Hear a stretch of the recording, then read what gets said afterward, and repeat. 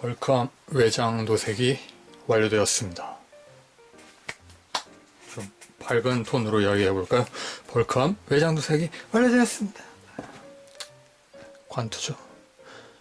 저는 인간이 좀 어둑칙칙해서 그렇게 안 되는 모양이에요. 연기조로 해보고 싶었는데 몇 번 해보려다 말았습니다. 뭐 이런 도색을 했어요. 좀 덜 된 부분도 있고 한데 뭐 흰색을 도색하는 건 상당히 어렵습니다.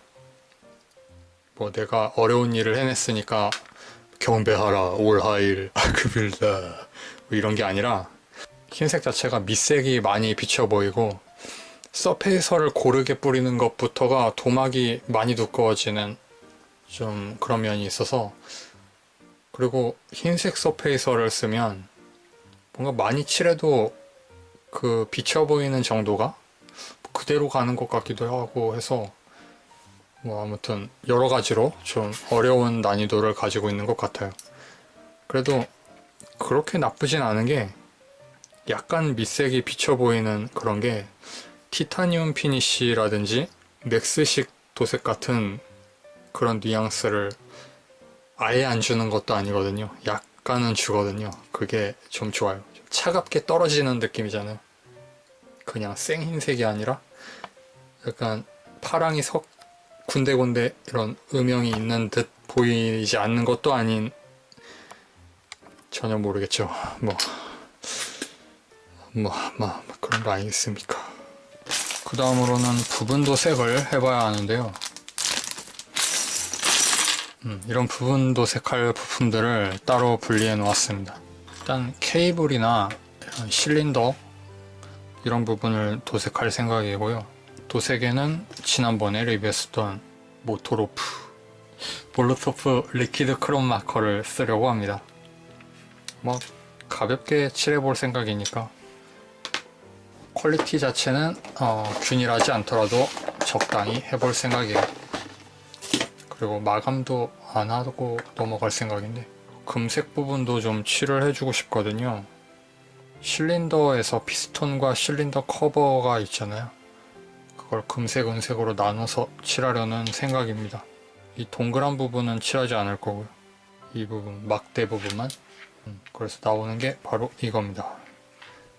테스터스라는 회사에서 나온 금색 에나멜 컬러인데요. 이게 좀 좋아요. 색상이 좀 강하게 나와서 좋아요. 이거 골드 마커도 좋은데 골드 마커보다 이게 오늘은 좀 좋아 보여요. 좀 구리색으로 나거든요. 이쪽은 금색인데 좀 옅은 금색이고 이쪽은 구리색, 동색 같은 그런 느낌으로 나옵니다. 붓은 이거밖에 안 보이는데 붓 상태가 도저히 어떤 부분 도색을 소화할 수 있는 상태가 아닙니다. 안 되겠는데? 보통 보면 인터넷에서 도구를 사려고 하면 좀 많이 쓸만한 대중적인 이런 도구들은 품절되어 있잖아요. 그리고 별로 아무도 안 쓰는 그런 것만 항상 자리를 지키고 있잖아요. 제가 보통 그런 제품을 마지막에 정리해주는 사람입니다. 오늘도 그래서 보통 이런 영상 하면 아무도 안 보니까 안 하려고 생각했는데 뭐 본의 아니게 또 잡담 영상이 되고 말았습니다.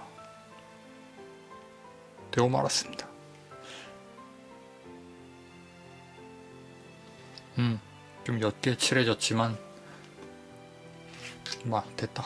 대충 볼만한 정도만 칠하면 되는 거지. 이거 발톱 부분이거든요. 발톱인가 클로인가 그건데 이거 전부를 몰로토로 칠해버리려고 생각하고 있습니다. 근데 그렇게 하면 관리하기가 좀 어렵겠죠. 뭐 광이 없어지면 없어지는 대로 생활감이 나왔다고 해야 하나, 사용감이 나왔다는 설정으로 가보려고 합니다. 안쪽 칠하다가 다 오염되는데 다른 부분까지. 도색 표현이 아니죠. 오염된다. 최근에 발매하는 모형이 뭐가 있을까요? RX 제로마루? 레이마루였나? 그거 어떻게 생각하세요? 저는 요 전번에 위닝 건담 만들었었잖아요.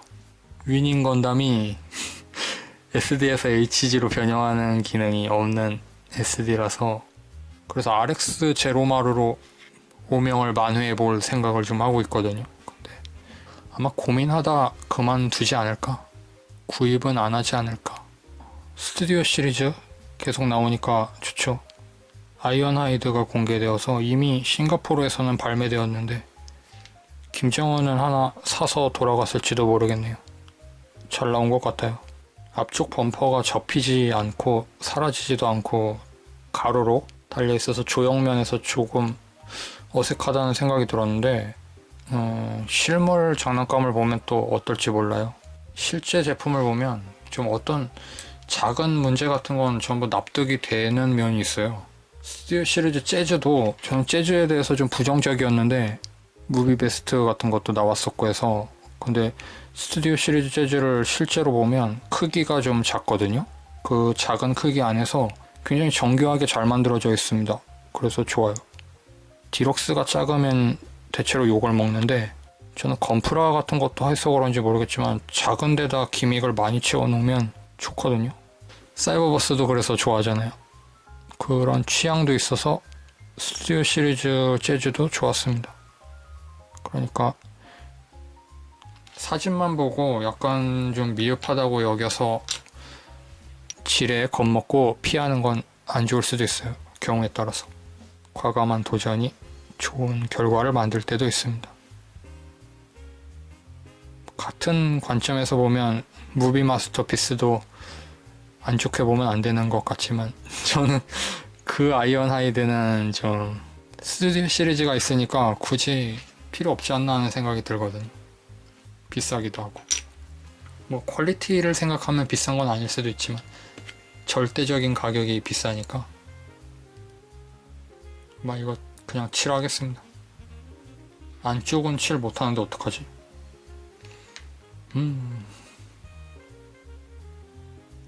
이렇게 잡고 칠할까?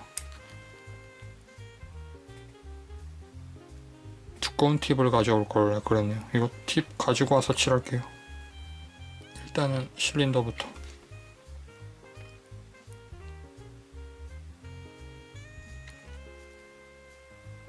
그 다음으로는